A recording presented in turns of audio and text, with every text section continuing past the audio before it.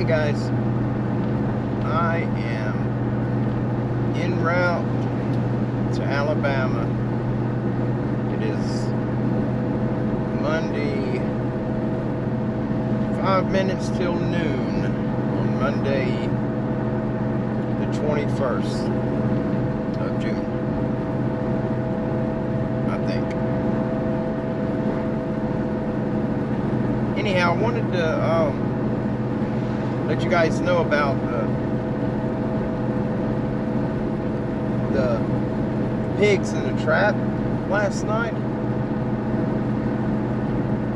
I went over to put corn out yesterday and to set the cameras up to check the memory card on the cameras. My bad. And I was filming it as I film everything. I film hundreds. I film probably 100 hours every 2 weeks. I'm always filming. Every day of the week. When I'm working on stuff, I'm filming. It's just the way I have always documented things throughout my life. Before YouTube even existed, I had a little Sony handheld camera, and I've always done that. It's like a personal diary, but I never started sharing that until YouTube. But anyhow, I'm still undecided on putting the video up to show you. I got really scared. I walked up on that trap, and when I got about 30 feet from it, I seen a very large red and black, what appeared to be a big log lying across the opposite side of the trap. And it's on video, and I filmed it with a GoPro, so it appears that the trap is 70 or 80 feet from me, and it's not. I'm about 30 feet from it. And so I stopped, and I was watching that black object, that black and red object, and I thought there was a huge log that got pushed up against the other side of the trap, or it was a bunch of pigs piled up on top of each other. And it stood up, and it was an enormous pig. In fact, it was the largest wild pig I have ever seen in the flesh.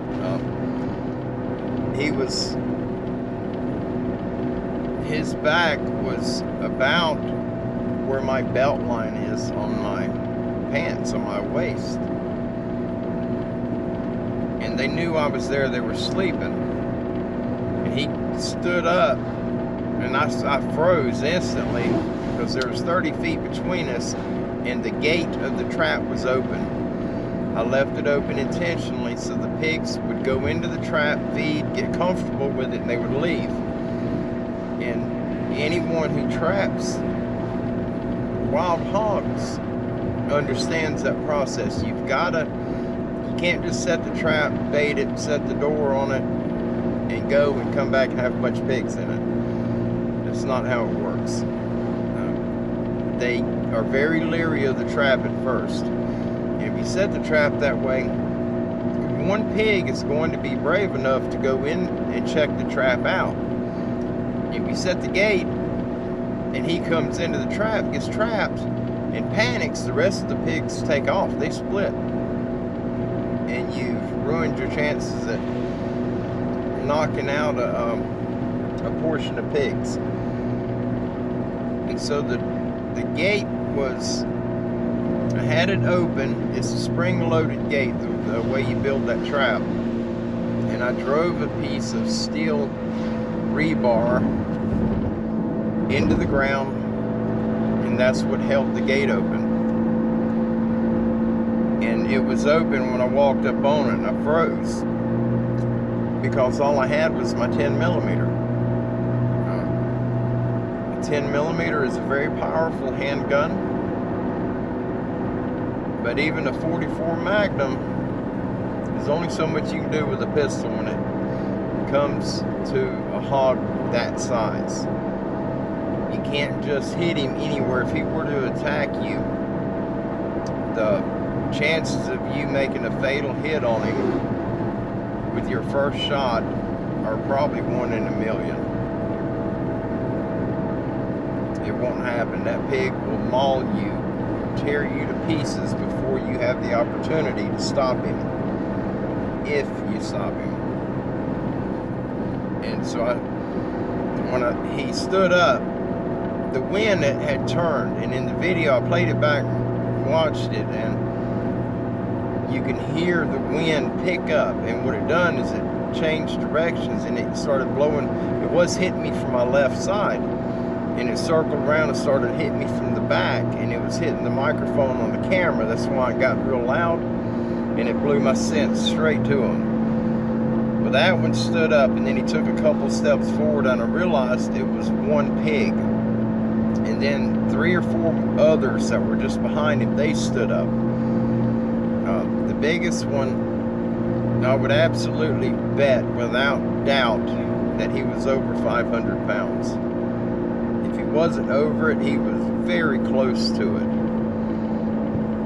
And well, he walked out of sight, and then there were 4 others right around the 200 mark, and they walked, all of them moved to the left, and so I couldn't see them because of the growth. But on the right, behind where those were laying, was a few more pigs. They didn't get up.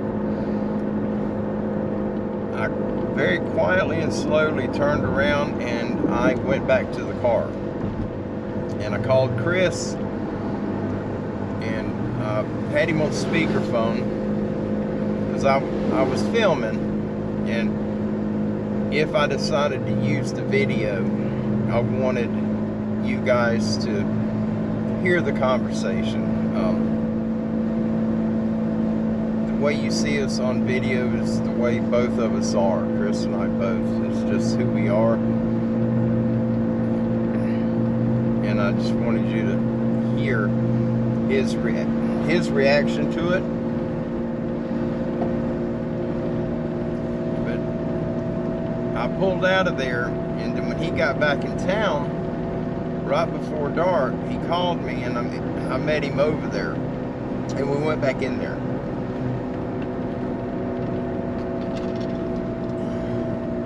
Our intention was to take the big hog, he was a boar hog. We was going to take him out, harvest him. A pig that big is, they're more dangerous than any bear you'll ever come across. The chance of a bear attacking you is slim to none from what I've found out through my own research and good friends that I trust with my life, such as our brother Kyle. Kyle does that for a living. He traps nuisance animals, and he is extremely knowledgeable on them, and he's given me a lot of very valuable information on bears. A bear just doesn't attack you. There's normally a reason behind it, and most of the times it's because the human who was attacked was at fault. They did something. It's very rarely that they're in the wrong place at the wrong time. Normally they do something foolish, like approach a cub or approach a bear feeding on something, trying to get close-up video. You know, these animals protect their food and they protect their young. A wild pig is not like that. A wild boar, if he's defending a group, he will get after you. I've been charged, I've been cut by him numerous times, I've been treed, where I had to climb a tree to get away from them so they wouldn't tear me up. They're very smart animals and extremely dangerous animals, and when you get one over 150 pounds, you've got your hands full if he gets after you. One as big as that one was, that was the first time in my life I've seen a wild hog that big. The largest pig I've ever killed in the wild was, I think it was either 518 or 528, I don't remember. It's been many, many years ago. But that pig was not as big as the one that was in the trap yesterday. Chris and I went back down there and we eased up on the trap, and there were pigs in it, and the door was sprung, and there's hair on the end of the bars to the gate, to the door on it. And what we are assuming is that big pig, he was so wide, the entrance to the gate is about 21 inches, and he was wider than that. So when he went to go back out, the gate caught him and he couldn't move, and he forced his way out, and it lifted the gate up over that stake, and he had to lift it between 6 and 8 inches to get it over. The stake was still in the ground, but the gate was closed and it was bent up pretty good. But those two pigs that were in it were both boar hogs, in the neighborhood of 130 pounds, give or take, 10-15 pounds.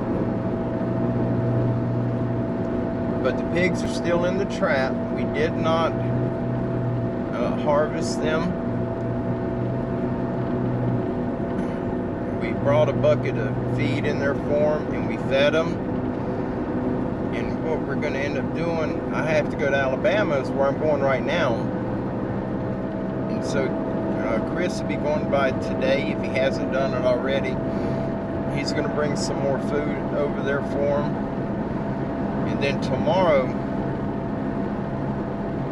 right now we're thinking on marking them with some permanent livestock paint, or shaving a bald spot, a little circular bald spot on them somewhere, like up on their neck. And then we're going to give them some wormer and give them some ivermectin to kill the ticks and the mites that are on them. And then we're going to let them go. We're going to set the trap back up, and if we end up catching them in the trap again, then we'll most likely go ahead and harvest them. We have a lot of families that could really use the meat.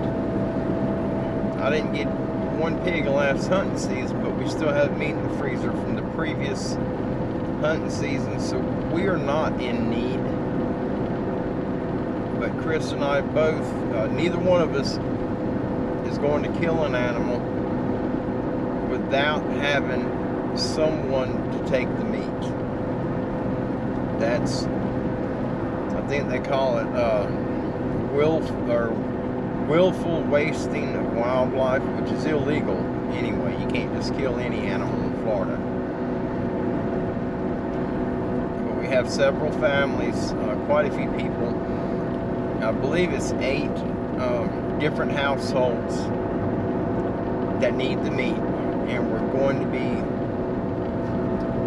taking care of all those folks and anyone else who shows up. So if any of you guys or gals on here that's watching this video, if you're close to the Panama City, Florida area, or reasonably close, a couple hours away or something, and you would like some wild hog meat, please email me. And if you don't have my email address, I did recently change it. It's the same email, but now it's at Yahoo instead of Outlook. So the email address is standinggoatsrescue at yahoo.com. I'm messing up already. standinggoatsrescue at yahoo.com. If you'll email me and put pigs or pig meat or something of that sort in the subject line, I will absolutely reply to you. I'm not checking my emails as frequently as I normally do, because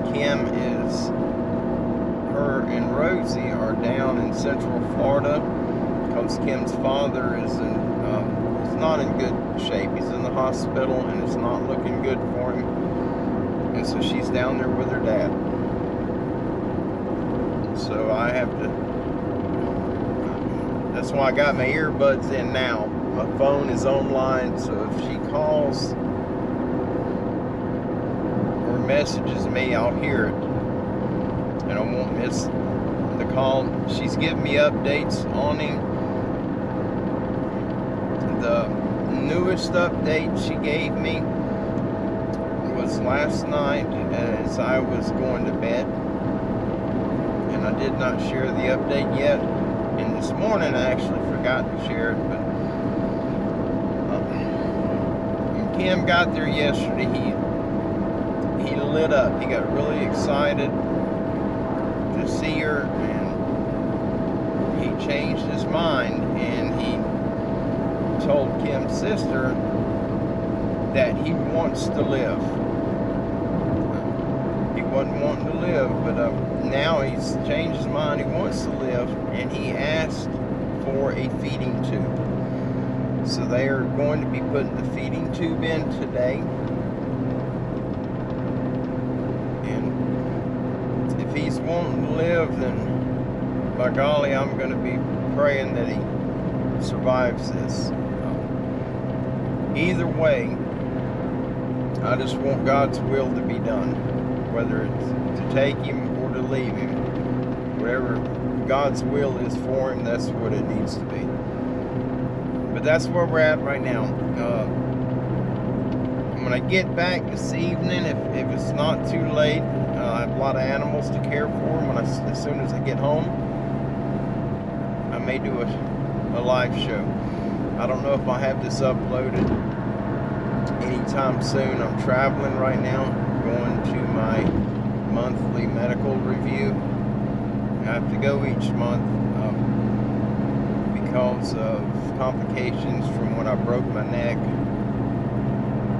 There were a lot of other problems that arose from that, and the main issue that I deal with regularly was due to a mistake on the surgeon's part, and so I have to be checked monthly to make sure my brain isn't going backwards.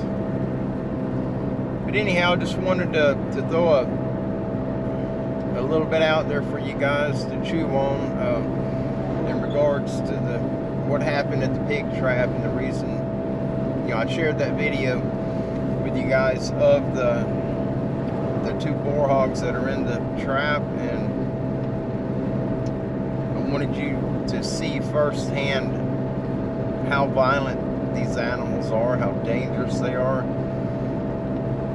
After I stopped filming, Chris was filming, and he wanted me to get down close to the pen where they would charge up to me, and he wanted to get some pictures of the pigs right there in front of me as a size comparison for his documentation.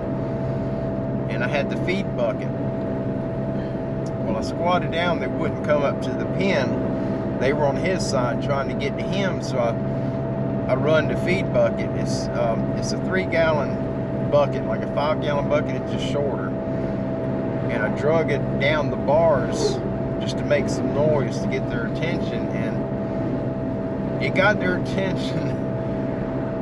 They shot across that pen, and one of the boars, he stuck his mouth through the holes in that trap, and he grabbed that bucket, and as soon as he bit it, he shook his head, and they shake their head about 50 times faster than what a dog does when they're playing with a toy.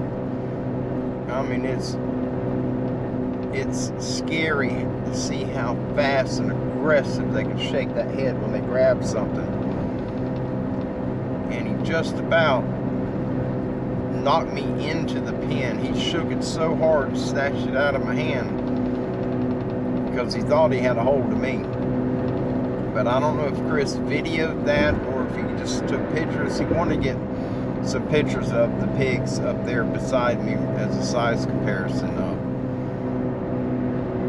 I know they look small in the video, but those panels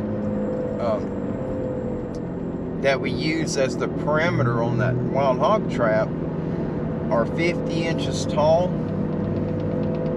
and it's all muddy inside the trap, and so the pigs, their feet were probably 3 to 4 inches in the mud. That's how deep they were sunk down in it. So if you take that into account, you know, just what you can see in the video, add 3 or 4 inches to the top of their head on the panel, and then you can kind of estimate the height of the pigs based on them panels are 50 inches tall. But anyhow, I'm going to get off here. I've got about an hour and a half of driving left. It's been raining on and off, but I got to call Kim and see how her and Rosie's doing, and see how her father Wayne is doing. Guys, please keep Wayne in your prayers. He's wanting to live now, so if you would please pray for life for him. And most importantly, just come into agreement and pray that God's will be done.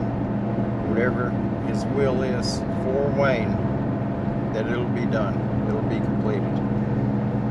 I sure appreciate each and every one of you. Thank you for being a part of our family here. Thank you for tagging along. I know I put a lot of bizarre content up. I'm all over the place. But I'm just sharing our life with you. You guys are family to us, and whatever we go through or whatever we're doing, I feel in my heart that it's right that you guys are part of it and you know what's going on with us. But I love each and every one of you. Y'all have a wonderful afternoon. And I apologize for the background noise. The bearings are going out in 3 of my tires on my car, so it makes a lot of racket. But God bless you. Have a wonderful day, and I will hopefully be seeing you guys tonight. Don't forget, always be safe. Don't drive and film while you're going down the highway.